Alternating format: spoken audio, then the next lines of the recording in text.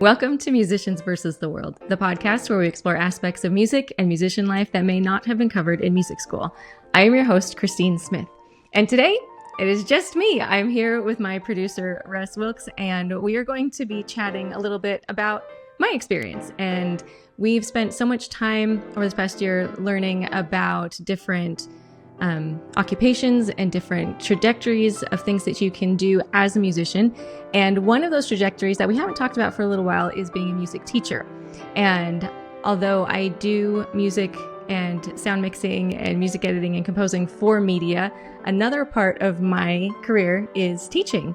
And so we thought it would be fun today, as the school year is starting to get going, it would be fun for us to talk a little bit about teaching, my teaching philosophy, and some things that I'm doing this year. So Russ, take it away. So as all your guests say, Christine, nice to be here, even though I've always been here.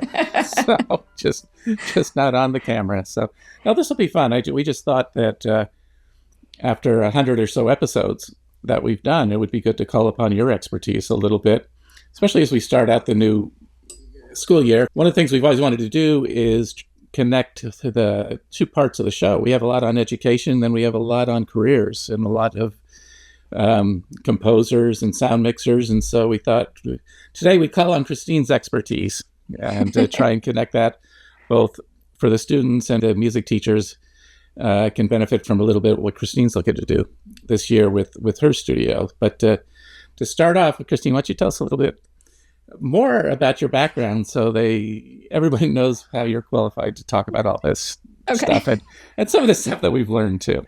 Sure, of course. Okay, so my background is I am a pianist, as our listeners know.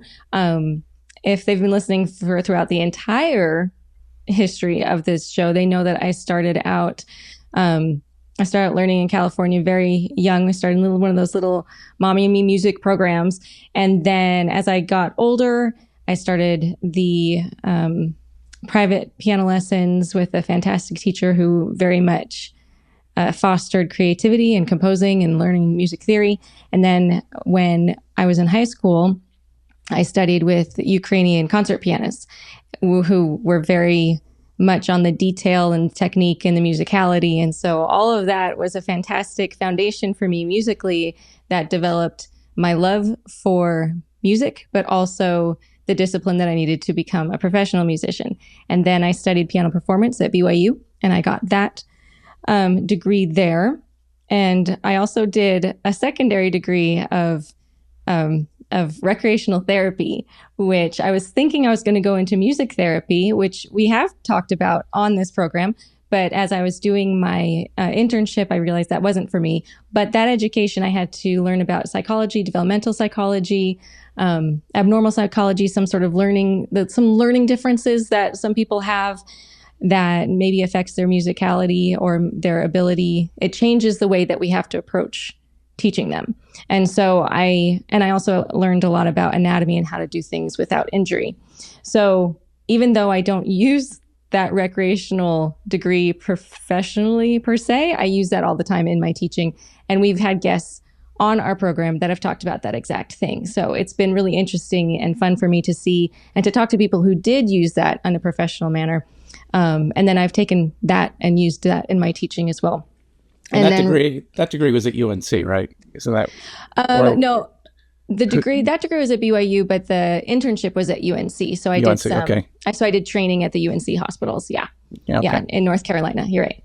Thank you. And then, so after that, I was teaching. I taught young music. I taught kinder music for a while. I had a wonderful mentor in North Carolina who taught me how to teach and how to connect with students and how to really reach them in a really wonderful way.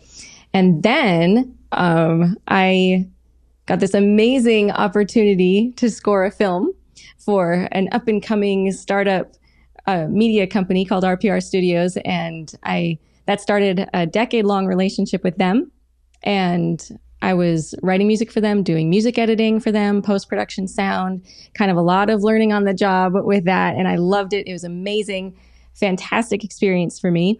And I realized that I wanted to get some formal training to help me with what I was doing on a day-to-day basis with them. And so I ended up getting my master's degree in in Masters of Music Technology. It took me a minute. I forgot what my degree was called, but Master of Music Technology at SUU. And then after that, we started Frosted Lens Entertainment.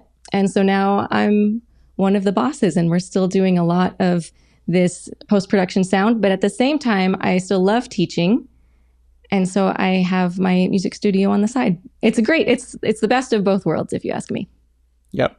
And you got this podcast. And I have this podcast, which is like a masterclass every week. Yeah, it's been great to talk to so many people in so many different aspects of music. So what are you thinking as you look ahead on the education side? What are you looking to do? Yeah, well, it's been fun. I mean, and you're talking about this podcast. This podcast has been amazing for me as a teacher because I've learned so much from our guests, even if it wasn't directly tied to music. And so what I'm trying to do is I'm trying to incorporate all of these lessons that we've learned from these amazing musicians.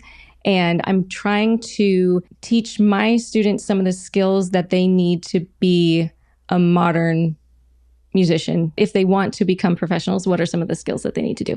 And one of the big things that I don't know if you've noticed this, Russ, but every time we have someone on, they're always talking about finding your own voice and finding what you're connecting with music, either to help with burnout or just to make a name for yourself and make a reputation for yourself. They find it so important to find what it is about you that connects with music.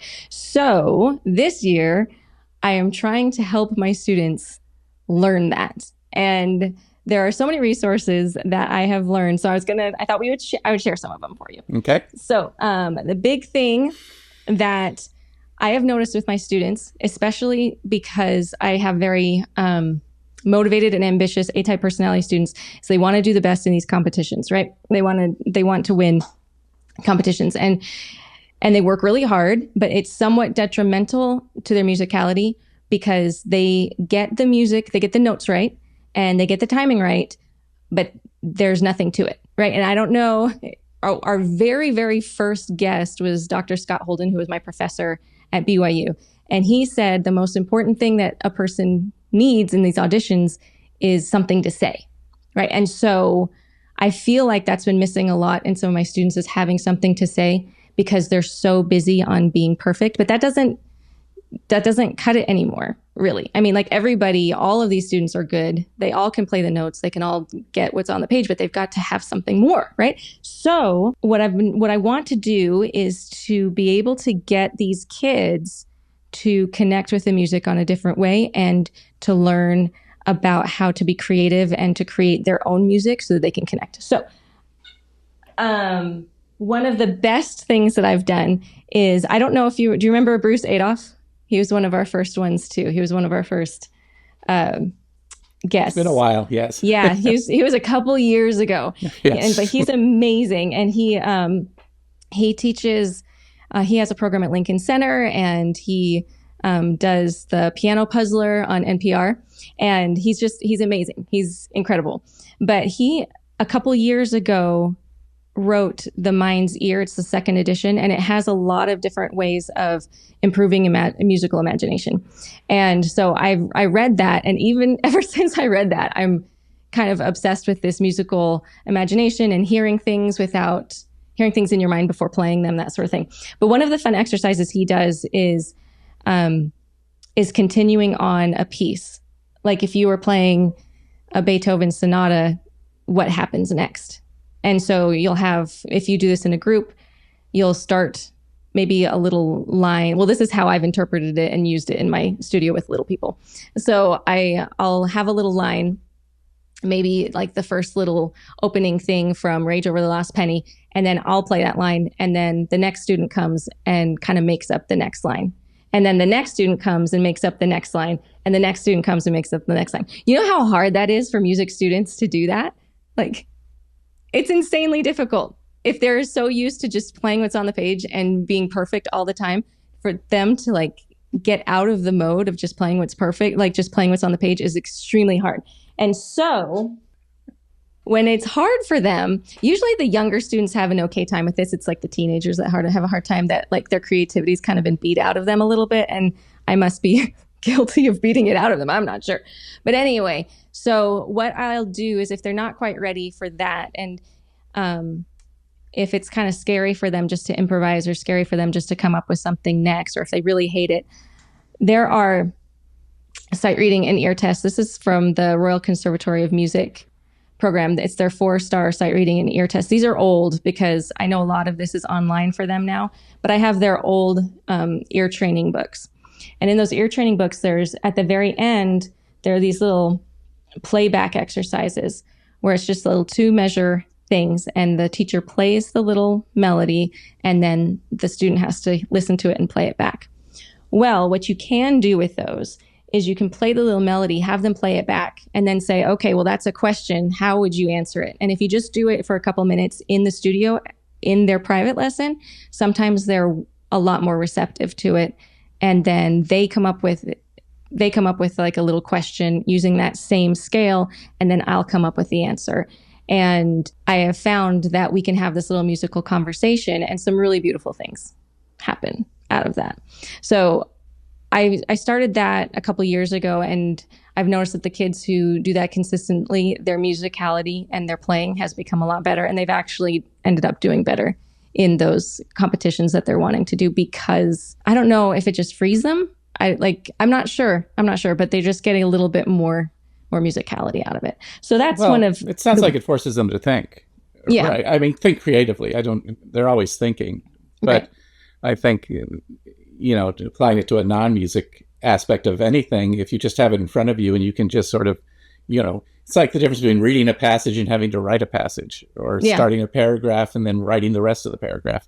It forces your brain into a different mode, I imagine. I think so. And so that must be a challenge for them, though, honestly, because they're trying to learn the instrument or learn whatever part of music they're learning. And then they have to almost create it. Not almost. They do have to create it at the same time. And that's not easy. It's not. And it's scary. It's scary for a lot of them. And but I haven't had anyone like leave in tears over this exercise. So that's good. That's good.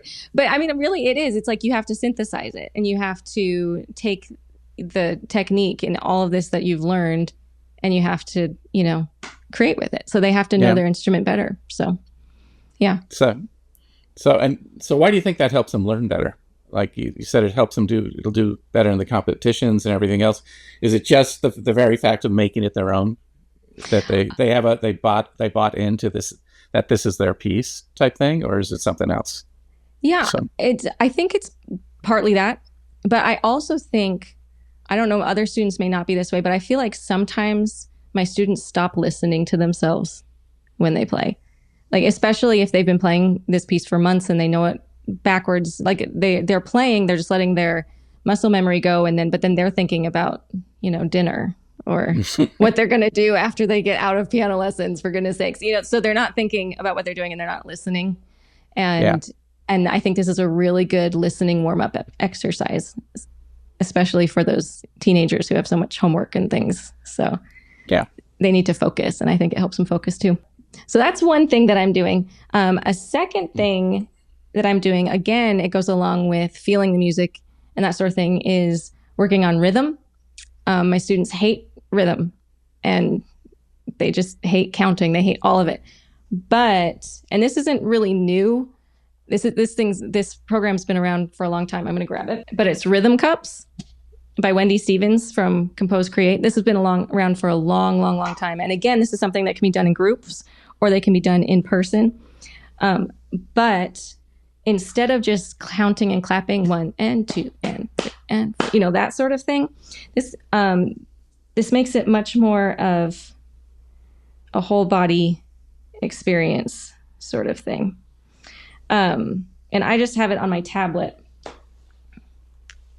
And it's the Rhythm Cup Explorations. And what's really fun about it is that it has the rhythms, but then it also has somewhat of a percussion writing on it, notation. And so basically, you're doing the same rhythms that you would in piano lessons, but instead of clapping it, you're tapping it on your cup. So you're either tapping the cup on a table or you're tapping the top of it, you're bonking it on your head, you're passing it to your partner. It's just a lot of fun. And it's just a more interesting way of using rhythm, and it can be much more social. And it's also silly, which makes music more fun. And especially little kids, well, actually, no, teenagers too. Music needs to be fun. And in order for them to want to do it, it needs to be fun and challenging. And this, I think, is fun and challenging. They have backing tracks to this, so you can play along with music. But I haven't found that my kids care about that as much as they do about the interaction when they do it with me or with like a partner or their brother or sister or something like that. So they like the music track, but you don't necessarily have to have that. But I highly recommend that. And you can go faster and faster, faster. You can work on speed. You can work on subdividing. There's all sorts of creative ways that you can use it. But that's one of my favorite things that I've been doing over the years that I want to keep doing this year. But then there's some other things that I think are really fun that I learned from Ciliana Chiliachka. She talked with us about audiation. That's one of our more popular episodes that we've had, because that's kind of like, it's kind of new in teaching circles. And I have not gone in and really dived more into audiation. Like I haven't taken any of the training, but I loved some of the ideas that she had. And I think all of this kind of goes along with all of this of hearing the music and feeling the music and then playing the music sort of thing. She uses a lot of vocalizations in her teaching. And so I've started doing that, learning rhythmic patterns. Again, that goes along with the rhythm cups. But something that I'm doing more now that I never, ever, ever did because I never learned how to do it was rote pieces. And those are pieces that instead of just reading the notes, it's kind of like I demonstrate and then you play. It's kind of how everyone learned like Heart and Soul when you were little. You know, everyone had a piano and you would always go to these sleepovers and you'd always learn how to play Heart and Soul because someone would just teach you how to play it. And so it's kind of like that, except with different patterns. And I've started using that, a series that uses rote teaching as well as music reading is Piano Safari. They do a really great job of that. And so I have students using those Piano Safari books to learn. But then even if I have students in other method books or not in a method book, they're passive method books, I've started incorporating rote pieces into that. Because again, it teaches the kids to listen and it teaches them to concentrate on their technique and their tone, even outside of reading music. And so those are all of the things that basically is like as far as technique goes. And I'm really trying to get my students to listen more because I feel like they're getting very, very stuck on the page and it's stifling them a little bit. They play very, very well. Don't get me wrong. They play very well and they score very well on all these auditions, but I feel like they could be doing more. And a lot of that comes from their listening and feeling the music and having something to say. And all of these things that I've been trying, I don't do them all in every single lesson, but I do them like once a month. So like one week we'll do maybe the rhythm cups and the next week we'll do the trading off composing and like the storytelling, that sort of thing. And then, but the rote, and then maybe 1 month we'll work on a rote piece and the next month we won't. But it's just kind of like how I sprinkle those in to keep things more interesting and to kind of just encourage the kids to internalize music more. Yep. So, and we should point out that these are all things that you find that have worked really well for you. Yes. We're not getting compensated, even though a lot of this is from people who've been on our show. No one's paying us anything to promote any of this. It's just, we really want to put out there some of the techniques that you were using that you think or that you're planning to use too, that you think will work this well. So I don't know if you have an answer for this, but I know that as we spoke offline from the show, obviously your students are in competitions, and you notice that there's been a change in how maybe the judging's gone or how the competitions are running. Do I have that right? And is there something you were thinking about changing in your approach to help your students out as they go into these competitions? I don't know if it's just because this area is growing, but I do think that competition has gotten crazy hard. It's gotten really hard for these kids. And Everything's specializing really, really early for the kids. So you'll have young ones, like I'll have a young student who maybe started at 8 or 9. Well, then they'll be next to this other student who is 8 or 9 that's already been playing for 6 years at a very, very high level. Okay. And so, yeah, it has been changing. And I find that I have to protect my students a little bit more from perfectionism and from getting really, really upset about things. And I have to protect them more from performance anxiety than I used to, because it didn't used to. I don't know where the pressure is coming from. The pressure's not coming from me, because I just prepare them as well as I can. But there's a lot of pressure that I feel like these kids are under. And Brandon Bascom, we had him on a year or two ago, and he talked about competition and how there's internal competition and external competition. And like, I think that these auditions are really, really worth doing, because it's good for these kids to set goals and to kind of get better and better and really work hard on perfecting a piece and doing as well as they can.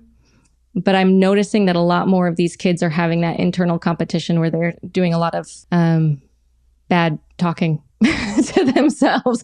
They just talk bad to themselves. If they mess up, they say that they're a bad person. And I'm not sure where that's coming from. Yeah.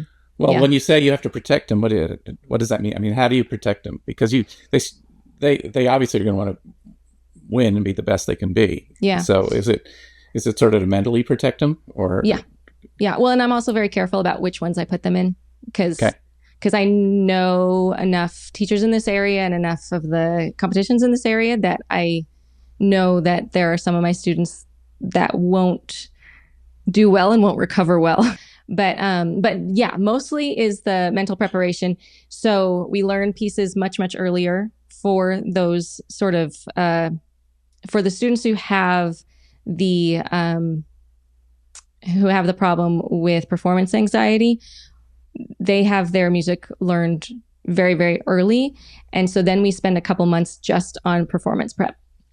So what we'll do is we kind of take stock of what their body goes through physically when they're going through some sort of performance and when they're feeling that anxiety. And a lot of times they'll say that their hands are sweating, or their heart starts racing, or their mind goes blank, or something like that. And we practice putting them in that situation. So if their heart goes racing, well, then for a couple of weeks, I have them do jumping jacks so that their heart rate is up. And then they practice performing with their heart rate up, so that they realize, okay, I'm going to be nervous. My heart rate's going to go up, but I can still play when my heart rate is up. Like, don't freak out, you know? So like, yeah, honestly, that's what we do. Makes a lot of sense. Yeah. I never really thought of that. I never really connected jumping jacks with music lessons. Oh yeah. It's a physical activity, but we'll do that, or we'll have them go a lot of times. Well, actually all the times you don't do competitions in your home studio or in your living room, unless, I mean, we did during COVID because everything was on video, but not anymore. So we go and we practice performing cold on different pianos in different rooms, so that they get used to things, so that they realize, okay, this will be different, but I can still do well and I can still do my best in that situation. So going back to, the connection of some of the guests that we've had on who are professionals in the organization, and they come on, they talk about scoring films or mixing or working with symphonies or different things. And then we have the educational aspects, like you mentioned. So I know in your studio, you've got a large range of students. And I guess I have two questions. One is, how many of them actually want to make it a profession? Just a rough percentage versus ones that just want to know how to play. And then on the ones that do want to make a profession, when do you start, or do you start telling them about different things they can do to actually become a professional, or different options that they have? When do you start doing that as far as age goes? I would say the number of students that want to become professionals is pretty low, because that's what I would have guessed. Yeah. Because, I mean, if we're talking about realistically, it's very hard to become a professional musician, and music school is very expensive. And so I would say I can't come up with a I don't think I could come up with a percentage, but it is pretty low which ones want to. But there are those that do, for sure. And at the beginning, I give the same level of quality of instruction to, even if they want to go professional or if they just want to be for fun. On those early years, I think they still need that high level of expectation and high level of prep for them. But when they're kind of in the intermediate level, or if they're in like maybe middle school, we kind of talk about things, because that's when they really start wanting to do their own, they make their own beats, or they come in with GarageBand and say, hey, listen to what I've made, or hey, let's do this, or let's do that. That's when they start. It's usually middle school when they start to do that. And then in high school, they're starting to look at colleges and things. So we talk about that. But yeah, it's usually when they start coming to me and asking, as soon as they ask, I'm honest with them about it. So I tell them that it's 100% doable, but it's difficult. Like any skilled profession, you got to work really, really hard. And some of them do, and they go on to be professionals, and then most of them don't, but they end up loving what they're doing. And so that's a win. So, and it doesn't always have to be music school, right? I mean, we've talked to a number of composers, and they usually continue their education, right? But they have different paths to go there. Like we've talked to people that have had internships, people that have come out of bands, people that have learned from recording sessions with other professionals. It's nice if the students or the kids can come out knowing it doesn't have to be just one path. Right. There can be a lot of paths and you can be successful. Yeah. Like any career, it's really tough to make it though. We know that. And you've got to get in there and really make the connections. Yeah. It seems like everybody got their break from making connections with someone they knew. Some were just lucky. We've had a few that were very lucky, but that's not very often. Most of them really worked to meet people, and then they hit it off with someone, and that really got their career going. It goes without saying you got to be talented, but then you've also got to, you've got, like anything, you got to work at it. So,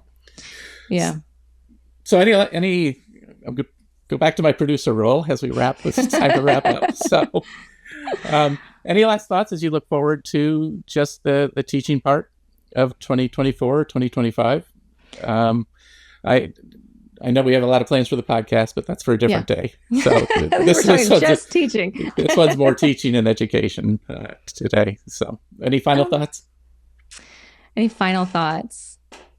I'm just excited. I'm excited to get back and seeing them. They're like, I always love the first couple of weeks of the school year because we're choosing repertoire for the year and we make goals for the year.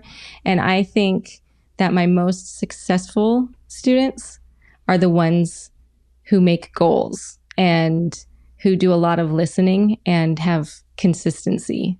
So I'm excited to watch them grow and to add some of these, extra things that we're doing, and to see how that makes my good students even better. And maybe my students that are there because their mom is making them take piano lessons, maybe that will inspire them a little bit better, and to see them really develop that love for music. So yeah, just consistency, consistent work, and lots of listening and lots of fun. I'm really looking forward to it. Okay. Yep. I'll let you wrap the show with your usual sign-off. Well, thank you for listening to Musicians versus the World.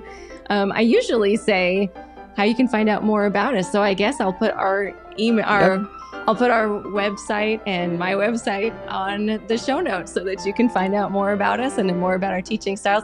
And even more, there are so many more resources that I use that we didn't even talk about today, but I will definitely put those in there. Jenny Boster, who we have on all the time, is a music history guru, and I use her stuff all the time too. And I forgot to do a little shout out for her, but I will have resources to her great stuff in the show notes as well. But big thanks to Russ Wilkes for being producer and host extraordinaire today. And as always, if you have any comments or suggestions or something that you want to talk about, please reach out to us on Instagram, Threads, Facebook, or you can write us an email at info@frostedlens.com.